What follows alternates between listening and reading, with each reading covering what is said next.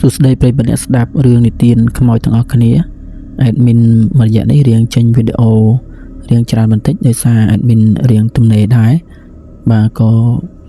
ពំនាំនៅរឿងនិទានថ្មីជូនបងប្អូនស្ដាប់កំសាន្តដោយបងប្អូនដឹងស្រាប់ហើយ admin តែងតែពំនាំនៅរឿងព្រេងនិទានខ្មែរបាទក៏ដូចជារឿងខ្មោចរឿងអបិយជំនឿផ្សេងបាទក៏មានរឿងពិតដែលបានពីប្រិយមិត្តផងដែរអញ្ចឹងគឺថ្ងៃនេះគឺជារឿងនិទានមួយរឿងទៀតហើយបាទរឿងនេះគឺជារឿងព្រេងនិទានដ៏ព្រឺព្រួចមួយរឿងនេះពាក់ព័ន្ធនឹងរឿងព្រះសង្ឃកម្ពុតក្បាលបាទគ្រាន់តែស្ដាប់ចំណងជើងក៏មានអារម្មណ៍ថាព្រឺព្រួចដែរបងប្អូនស្ដាប់ដោយពិចារណាបាទព្រោះវាគឺជារឿងនិទានហើយក៏ជារឿងអប់រំផ្សេងដែរដែល admin និទានកន្លងមកសុទ្ធតែមានចំណុចអប់រំនៅចុងបញ្ចប់រឿងអញ្ចឹងនេះគឺជាប្រភេទរឿងជាវីរកថានិងជារឿងរ៉ាវអបិយជំនឿដ៏ល្បីល្បាញបំផុតមួយនៅក្នុងប្រវត្តិសាស្ត្រខ្មែរដែលច្រើនតែតាក់ទងនឹងសម័យសង្គ្រាមឬការបះបោរប្រឆាំងនឹងសត្រូវឈ្លានពានរឿងនេះបង្កប់នៅអត្ថន័យភាពស័ក្តិសិទ្ធិអភូតហេតុនិងការលះបង់ខ្ញុំនឹងនិទានសាច់រឿងលម្អិតដែលរៀបរាប់តាំងពីដើមរហូតដល់ចប់ដែលអ្នកអាចចំណាយពេលស្ដាប់យ៉ាងជក់ចិត្តកាលពីដើមឡើយមានព្រះសង្ឃមួយអង្គព្រះនាមព្រះគ្រូសូឬតាមតំបន់ខ្លះហៅលោកគ្រូថាជាលោកគ្រូកម្ពុជាគង់នៅវត្តមួយនៅខេត្តភាគខាងកើតនៃប្រទេសកម្ពុជាព្រះអង្គគឺជាព្រះសង្ឃដែលពូកែខាងមន្តអាគមវិជ្ជាការស្ទាត់ជំនាញក្នុងក្បួនខ្នាតយុទ្ធសាស្ត្រនិងមានមេត្តាធម៌ដ៏ខ្ពង់ខ្ពស់នៅក្នុងសម័យនោះប្រទេសជាតិកំពុងជាប់សង្គ្រាមឈ្លានពានពីសំណាក់ទ័ពជិតខាងព្រះអង្គមិនអាចគង់នៅស្ងៀមមើលរាសរងទុក្ខបានឡើយព្រះអង្គក៏បានសម្រេចចិត្តលាសិក្ខាបទឬខ្លះថាគង់នៅក្នុងសាមណភេទដើម្បីចេញមកជួយរៀបចំក្បួនទ័ពការពារទឹកដីដោយសារព្រះអង្គមានសាច់ស្ពាន់សឹងដែកនិងមន្តអាគមខ្លាំងក្លាតបសត្រូវមិនអាចធ្វើអ្វីព្រះអង្គបានឡើយទោះបីសត្រូវបាញ់កំភ្លើងឬកាប់ដោយដាវក៏មិនមុតសូម្បីតែរោមសរសៃមួយក៏មិនជ្រុះដែរខណៈនេះធ្វើឲ្យកងទ័ពសត្រូវមានការភ័យខ្លាចយ៉ាងខ្លាំងហើយក៏ចាប់ផ្ដើមប្រើល្បិចកលបោកបញ្ឆោតសត្រូវដឹងថាមនុស្សដែលកាន់អាគមជាប់តែងតែមានចំណុចខ្សោយឬដំណំគេក៏បានប្រើចារបុរសឲ្យមកស៊ើបអង្កេតរហូតដឹងថាព្រះអង្គមានដំណំមួយយ៉ាងតឹងរឹងបំផុតតាមរឿងខ្លះថាដំណំមិនឲ្យគេជេរម្ដាយឬដំណំមិនឲ្យដើរក្រោមឈ្នួលសម្លៀកបំពាក់នៅក្នុងសមរភូមិដ៏ស្រួចស្រាវមួយសត្រូវដឹងថាអាវុធធម្មតាមិនអាចសម្លាប់ព្រះអង្គបានឡើយគេក៏បានប្រើដាវមន្តអាគមដែលធ្វើពីដែកទឹកកកលាយជាមួយនឹងឈាមសត្វចង្រៃដើម្បីបំបែកមន្តអាគមព្រះអង្គក្នុងខណៈពេលដែលព្រះអង្គកំពុងមានព្រៀបសត្រូវម្នាក់បានលួចកាប់ពីក្រោយចំកដោយប្រើកម្លាំងមន្តអាគមខ្មៅ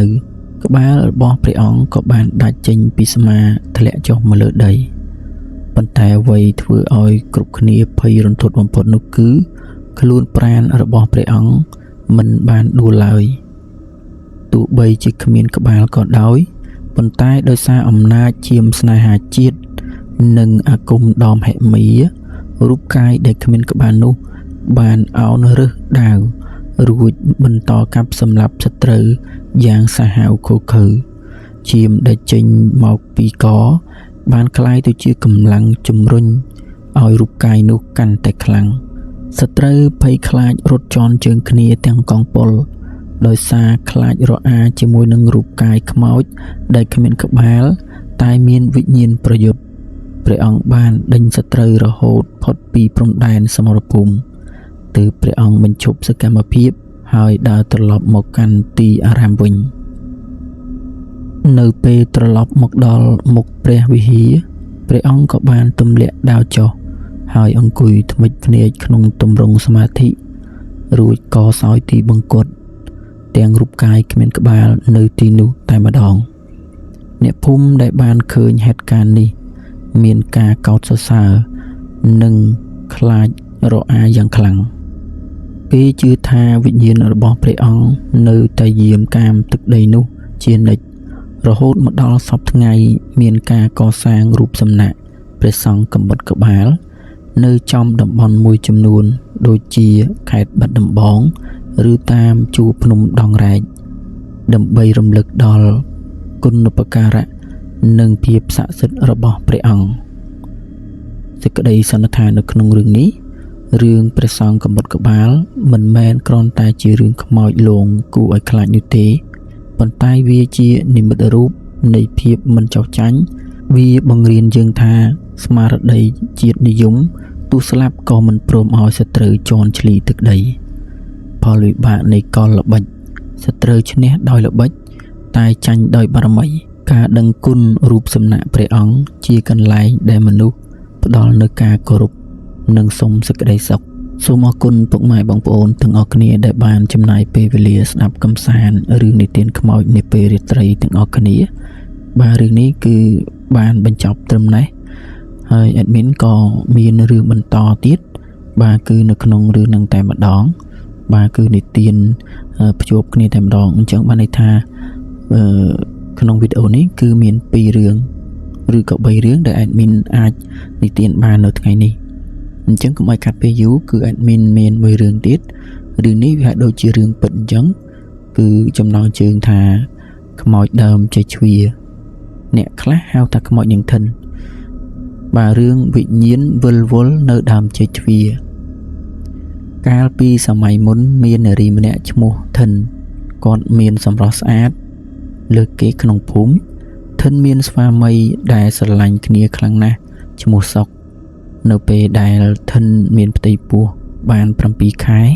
សុកបានបង្ខំចិត្តចេញទៅធ្វើសង្គ្រាមនៅតំបន់ឆ្ងាយមុននឹងចេញទៅសុកបានដាំដើមចេកជ្វាមួយដើមនៅក្បែរមាត់បង្អួចផ្ទះហើយផ្ដាំថាអូនមើលថែដើមចេកនេះឲ្យល្អបើវាលូតលាស់ល្អ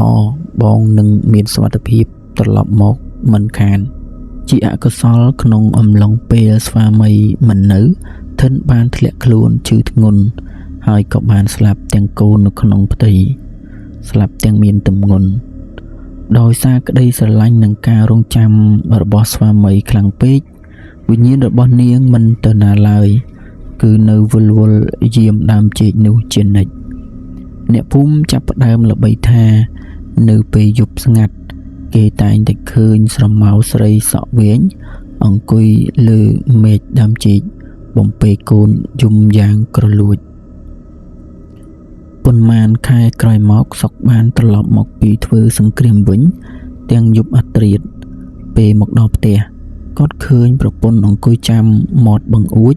ទាំងញញឹមញញែមសុកអន់ណាស់ក៏ចូលទៅអោបថើបប្រពន្ធប៉ុន្តែគាត់មានអារម្មណ៍ថាខ្លួនប្រពន្ធត្រជាក់ដូចទឹកកកហើយមានក្លិនផ្កាម្លិះលាយឡំនឹងក្លិនឆ្អាបប្លែកយប់នោះខណៈពេលដែលសុកកំពុងដេកលក់គាត់មានអារម្មណ៍ថាមានទឹកអ្វីម្យ៉ាងស្រក់ចំថ្ងាសពេលគាត់បើកភ្នែកឡើងហើយយកដៃស្ទាបមើលនឹងពន្លឺព្រះច័ន្ទស្រាប់តែឃើញថាជាឈាមពេលគាត់ងើបមើលទៅលើដំបូលស្រាប់តែឃើញប្រពន្ធរបស់គាត់នាងធិនកំពុងតែលូនទៅលើដំបូលផ្ទះបញ្ច្រាស់ទិសគ្នាហើយសម្លឹងមកគាត់ទាំងភ្នែកក្រហមច្រាលសុកដឹងខ្លួនភ្លាមថាប្រពន្ធខ្លួនស្លាប់ខ្លាចជាខ្មោចហើយគាត់ក៏រកល្បិចចុះពីផ្ទះដោយប្រាប់ខ្មោចនាងធិនថាអូនបងចុះទៅបត់ជើងតូចមួយផ្លេតនាងធិនដឹងតន់ក៏យកខ្សែអំបោះចងដៃសុកជាប់សុកក៏យកខ្សែនោះទៅចងនឹងបង្គោលចិន្តារួចរត់សម្រុកទៅវត្តអារាមដែលនៅជិតនោះបំផុតខ្មោចនាងធិនដឹងខ្លួនក៏ហោះដេញតាមស្រែកហៅប្តីទាំងកំហឹងរហូតដល់ទ្វារវត្តដោយសារបារមីព្រះសង្ឃនិងសិលធម៌ខ្មោចនាងធិនមិនអាចចូលនៅក្នុងវត្តបានឡើយនាងឈរយំនៅក្រោមដើមចេកក្បែររបងវត្តរហូតដល់ព្រះអាទិត្យរះទើបបាត់ទៅស្អែកឡើងចាស់ទុំនិងព្រះសង្ឃបានទៅគាស់សពនាងធិនដែលគេកប់នៅក្រោយផ្ទះ ឃើញថាសាកសពមិនទាន់រលួយឡើយលោកគ្រូចៅអធិការបានធ្វើពិធីដុតសពនិងសូត្រមន្តឧទ្ទិសកុសលឲ្យវិញ្ញាណរបស់នាងបានទៅចាប់ជាតិនិងលែងលងបន្លាចអ្នកភូមិទៀតនៅក្នុងរឿងនេះដើមចេជ្វាចាស់បុរាណជឿថាជាកន្លែងដែលខ្មោចព្រាយចូលចិត្តស្នាក់នៅព្រោះវាត្រជាក់និងមានធាងធំងាយស្រួលពួនជំនឿនៅក្នុងរឿងនេះគឺដាស់តឿនឲ្យមនុស្សធ្វើបុណ្យឧទ្ទិសកុសលដល់អ្នកដែលបានចែកឋានទៅដើម្បីកុំឲ្យវិញ្ញាណគេវិលវល់ដោយក្តីសោកសៅបាទសូមអរគុណពុកម៉ែបងប្អូនទាំងអស់គ្នាដែលបានចំណាយពេលស្ដាប់នៅរឿងនិទានរបស់ខ្ញុំបាទគឺរឿងដើមចេជ្វាក៏បានបញ្ចប់ហើយក៏មានរឿងបន្តទៀតដែរបាទក្នុងឱកាសនេះខ្ញុំនឹងនិទានរឿងបន្តទៀតអញ្ចឹងគឺ3រឿងហើយនេះគឺជារឿងរ៉ាវអបិយជំនឿដ៏ល្បីល្បាញមួយទៀតដែលគេនិយាយពីការសងសឹករបស់ខ្មោចចងករឿងនេះត្រូវបានគេនិទានតៗគ្នាថាជាព្រឹត្តិការណ៍ដែលធ្លាប់កើតឡើងនៅក្នុងភូមិមួយនៅក្នុងខេត្តសៀមរាបកាលពីយូរយាស់ណាស់មកហើយមានយុវជន2នាក់ឈ្មោះតារានិងវិបុលបានធ្វើដំណើរពីស្រុកកំណើតមកធ្វើការនៅទីក្រុងដោយសារចង់សន្សំលុយពួកគេបានសម្រេចចិត្តជួលផ្ទះឈើចាស់មួយខ្នងដែលមានតម្លៃថោកខុសពីធម្មតាផ្ទះនោះស្ថិតនៅក្នុងនៅទីដាច់ឆ្ងាយពីគេបន្តិចហើយមានដើមជ្រៃធំមួយដុះតាំងពីក្រោយផ្ទះម្ចាស់ផ្ទះបានផ្ដាំពួកគេថាយប់ឡើងបើឮសូរសម្រែកអ្វីប្លែកៗកុំបើកបង្អួចមើលឲ្យសោះហើយកុំភ្លេចអុជធូបសុំម្ចាស់ទឹកម្ចាស់ដីផងតារានិងវិបុលជាមនុស្សសម័យថ្មីពួកគេមិនសូវជឿក៏គ្រាន់តែងក់ក្បាលយល់ព្រមតាមការគួរយប់ដំបូងមិនមែនអ្វីកើតឡើងទេប៉ុន្តែនៅយប់ទី3ខណៈដែលអ្នកទាំងពីរកំពុងដេកលក់យ៉ាងស្កប់ស្កល់ស្រាប់តែមានខ្យល់បក់យ៉ាងខ្លាំងបោកខ្ទប់បង្អួចខ្លាំងឮសូរផាំងភ្លាមនោះពួកគេបានឮសំឡេងម្យ៉ាងឮចេញពីដំបូលផ្ទះសំឡេងដូចជាឈើកកិតគ្នាតារាបានភ្ញាក់ឡើងហើយយកពិលបាញ់ទៅលើធ្នឹមផ្ទះអ្វីដែលពួកគេបានឃើញគឺខ្សែកមួយខ្សែយល់ចុះយល់ឡើងនៅកណ្ដាលផ្ទះទាំងដែលមិនមានអ្នកណាចងវាឡើយវិបុលភ័យពេកក៏ស្ទុះទៅបើកទ្វារបំរុងរត់ចេញប៉ុន្តែទ្វារនោះហាក់ដូចជាមានអ្នកណាចាក់សោពីខាងក្រៅយ៉ាងណែនមួយសន្ទុះក្រោយមកសំឡេងធ្ងរតិចក៏បន្លឺឡើងសំឡេងនោះបានជួយដោះខ្សែចេញពីកអញផងអញអួលណាស់នៅពេលពួកគេងាកទៅមើលមាត់បង្អួចស្រាប់តែឃើញស្រមោលមនុស្សស្រីម្នាក់ស្លៀកសម្លៀកបំពាក់រហែករហុយ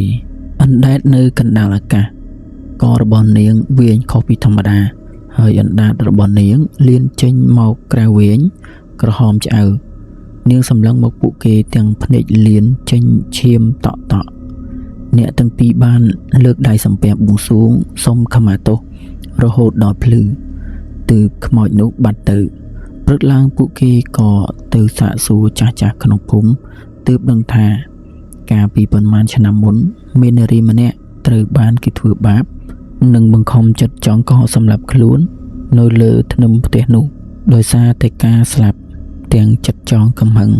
វិញ្ញាណរបស់នាងមិនអាចទៅណាឆ្ងាយពីកន្លែងកើតហេតុបានឡើយហើយតែងតែបង្ហាញខ្លួន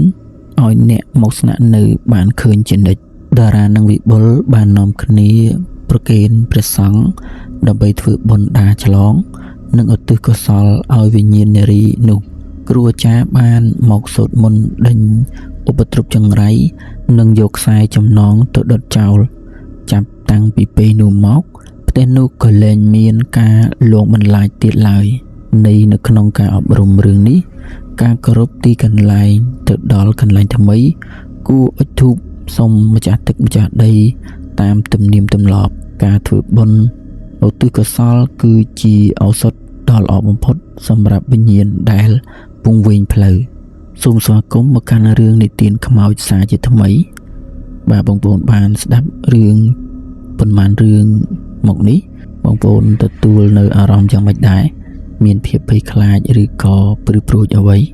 សម្រាប់បងប្អូនដែលចូលចិត្តស្ដាប់គឺគាត់នឹងយល់ហើយអញ្ចឹងគឺ សុទ្ធសឹងតែជារឿងនិទានប៉ុន្តែវាសុទ្ធតែជារឿងពាក់ព័ន្ធនឹងអបិយជំនឿខ្មែររបស់យើងឬក៏ទំនៀមទម្លាប់ផ្សេងបាទ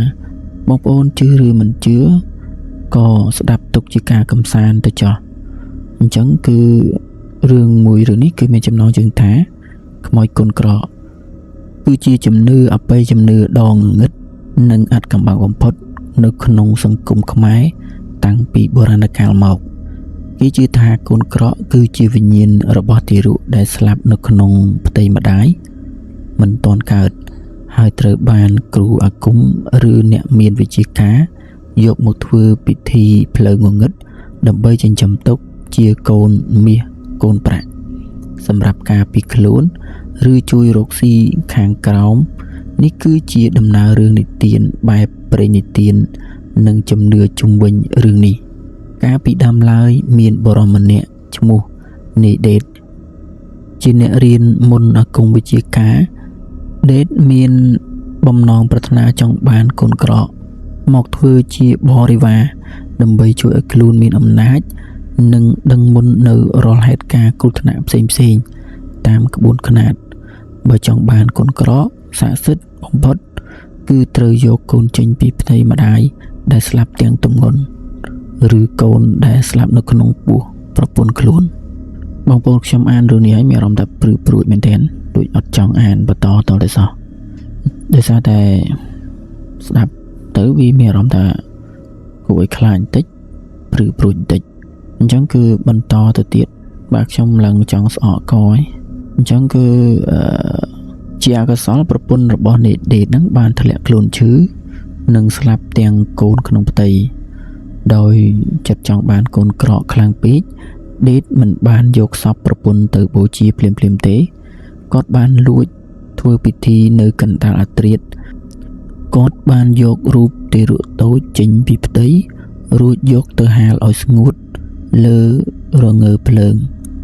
ព្រមទាំងសូត្រមន្តវិជ្ជាការចងវិញ្ញាណកូននោះកុំឲ្យទៅចាប់ជាតិបន្ទាប់ពីហាលស្ងួតហើយគាត់បានយកមាសមកបិទពាសពេញខ្លួនទារកនោះទើបគេហៅថាកូនក្រក់មាសដេតតែងតែដាក់កូនក្រក់នៅក្នុងដបកែវឬកោដ្ឋតូចមួយហើយពាក់ជាប់នឹងខ្លួនជានិច្ចបងប្អូនរឿងនេះវាមានហេតុតែងតែមានផលអញ្ចឹងគឺបងប្អូនព្យាយាមស្ដាប់ឲ្យចប់ទាំងអស់គ្នាសូម្បីតែខ្ញុំអ្នកអាននេះក៏អានយូរៗទៅលេងចង់ទៅមុខតាំងពីមានកូនក្រក់មកនេដេតហាក់ដូចជាមានភ្នែកទឹកត្រជាទឹករាល់ពេលដែលមានសត្រូវមកយាយីកូនក្រក់តែងតែមកខ្សឹបប្រាប់ត្រជាគាត់មុនជានិច្ចពេលគាត់ទៅរកស៊ីឬលេងល្បែងកូនក្រក់តែងតែជួយឲ្យគាត់ឈ្នះនិងចំណេញរហូតអ្នកភូមិតែងតែឮសំឡេងក្មេងសើចលេងនៅក្នុងផ្ទះដេតទោះបីជាគាត់រស់នៅម្នាក់ឯងក៏ដោយប៉ុន្តែការចិញ្ចឹមកូនក្រក់មានដំណំតឹងរឹងណាស់អ្នកចិញ្ចឹមត្រូវសែននំចំណីបាយទឹកនិងលេងជាមួយវាដូចកូនបង្កើតប្រសិនបើភ្លេចសែនឬធ្វើអ្វីឲ្យវាខឹងវានឹងលួចបន្លាចម្ចាស់វិញយ៉ាងសាហាវយប់មួយនេដេតស្រវឹងស្រាខ្លាំងហើយភ្លេចដាក់បាយសែនឲ្យកូនក្រក់យប់នោះគាត់ដេកយល់សុបិនឃើញក្មេងប្រុសម្នាក់ខ្លួនប្រានខ្មៅស្រងាំភ្នែកក្រហមឈាមឡើងសង្កត់លើទ្រូងគាត់ហើយច្របាច់កគាត់ស្ទើរដាច់ខ្យល់ទាំងស្រែកថាមិនក៏ពុកមិនឲ្យកូនស៊ីបាយនៅពេលដែលគាត់ភ្ញាក់ឡើងគាត់ឃើញមានស្នាមម្រាមដៃតូចៗជាច្រើនជាប់ខ្មៅពេញខ្លួនប្រានដោយដឹងថាខ្លួនមិនអាចគ្រប់គ្រងវិញ្ញាណនេះបានទៀតទេដេតក៏សម្រេចចិត្តយកកូនក្រក់នោះទៅប្រគល់ឲ្យគ្រូអាចារ្យធំម្នាក់នៅក្នុងវត្តដើម្បីធ្វើពិធីដោះលែងវិញ្ញាណឲ្យទៅចាប់ជាតិលោកគ្រូបានប្រដៅថារបស់ដែលបានមកដោយការបង្ខំវិញ្ញាណគេវាមិនមែននាំមកនៅសុភមង្គលយូរអង្វែងឡើយជុំវិញរឿងកូនក្រក់គេជឿថាកូនក្រក់ចូលចិត្តស៊ីឈាមជ្រូកស្រស់ឬបង្អែមស្រស់ៗសមត្ថភាពជួយឲ្យម្ចាស់មានមន្តស្នេហ៍ការពារគ្រោះថ្នាក់និងនាំលាភសំណាងផលវិបាកបើម្ចាស់ស្លាប់ទៅដោយមិនបានផ្ដាច់អាគមកូនក្រក់នោះនឹងក្លាយជាព្រាយលួងបន្លាចអ្នកស្រុក នេះគ្រាន់តែជារឿងនិទានតាមបែបជំនឿបុរាណប៉ុណ្ណោះសម័យកាលបច្ចុប្បន្នទៅមានការធ្វើបែបនេះទៀតហើយព្រោះវាជារឿងខុសច្បាប់និងខុសសីលធម៌ក្នុងព្រះពុទ្ធសាសនាសូមអរគុណប្រិយមិត្តដែលស្ដាប់រឿងនិទានខ្មោចនាពេលរាត្រីទាំងអស់គ្នាបាទរឿងនិទានក៏ត្រូវបានបញ្ចប់ហើយក៏សូមខន្តីអភ័យទោសនៅរាល់ពាក្យខុសឆ្គងបាទដោយប្រការណាមួយក៏សូមខន្តីអភ័យទោសនៅក្នុងរឿងនីមួយៗដែរបាទសូមអរគុណសូមជម្រាបលា